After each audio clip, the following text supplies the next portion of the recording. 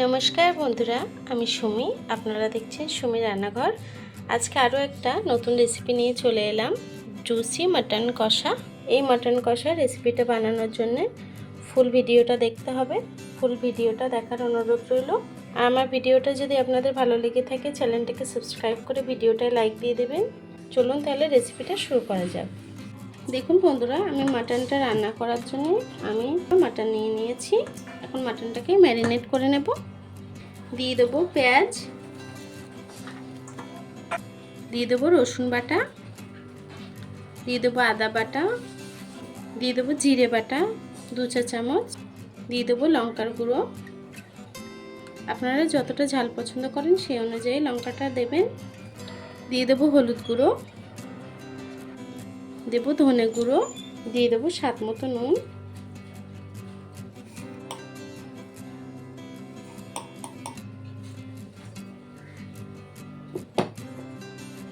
দেব টক দই, দিয়ে দেবো কিছুটা সর্ষের তেল। সব উপকরণগুলো মাংসের সঙ্গে সুন্দর করে মাখিয়ে নেব। দেখুন বন্ধুরা, আমার মাটনটা কিন্তু মাখা হয়ে গেছে সব মশলা দিয়ে। এখন আমি কিছুক্ষণ ঢেকে রেখে দেবো। এখন আমি আধা ঘন্টা মতো ঢেকে রেখে দেবো। দেখুন বন্ধুরা, আমি চলে এলাম আধা ঘন্টা পরে। এখন রান্নাটা বসিয়ে দেবো। কড়াইটা গরম হয়ে গেছে, আমি সর্ষের তেল দিয়ে দেবো। রান্নাটা কিন্তু সর্ষের তেলেই করব। তেলটা গরম হয়ে গেছে, আমি আলুগুলো ভেজে নেব। কিছুটা আলু কেটে নিয়েছি আমি। আলুটাকে একটু ব্রাউন করে ভেজে নেব। দিয়ে দেবো সামান্য একটু হলুদ গুঁড়ো। দেখুন বন্ধুরা, আমার আলুটা কিন্তু ভাজা হয়ে গেছে।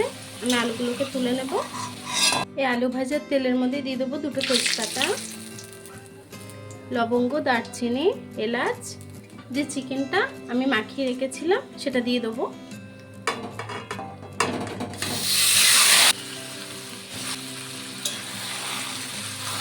মাংসটাকে একটু কষিয়ে নেব। দিয়ে দেবো 2 কোয়া রসুন বড় দেখে। একটু নেড়ে ছেড়ে দিয়ে আমি মাটনটাকে ঢেকে দেব। গ্যাসটা মিডিয়াম টু লোতে রেখে দেব।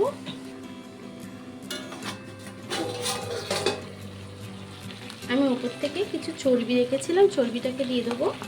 খাসির চর্বি, চর্বিটাকে দিয়ে একটু নেড়ে দেব। দিয়ে আমি আরও কিছুক্ষণ ঢেকে দেব। দেখুন বন্ধুরা, আমি 10-20 মিনিট ধরে মাংসটাকে একটু কষিয়ে নিয়েছি। দেখুন তেল ছেড়ে এসছে। আমি একটু গরম জল বসিয়ে দিয়েছি। এখন যে আলুটা ভেজে রেখেছিলাম, ভাজা আলুটা দিয়ে দেব। দিয়ে আলুর সাথে একটু মাংসটাকে কষিয়ে নেব। দেখুন বন্ধুরা, আমার মাটনটা কিন্তু খুব সুন্দরভাবে কষানো হয়ে গেছে। এখন জল দিয়ে দেবো। আমি কিছুটা জল গরম করে রেখেছিলাম, গরম জলটা দিয়ে দেব।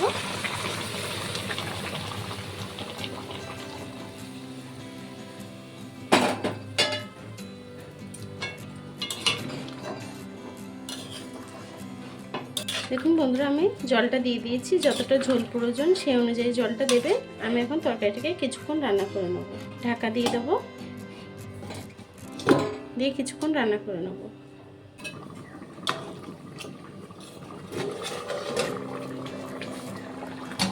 আমি 10 মিনিট পরে চলে এলাম। ঝোলটা কিন্তু অনেকটাই টেনে গেছে। আলুটাও সুন্দর সিদ্ধ হয়ে গেছে। দেখুন বন্ধুরা, আমার মাটনটা কিন্তু রান্না হয়ে গেছে। এখন নামিয়ে নেব। তরকারিটাকে নামিয়ে নেব।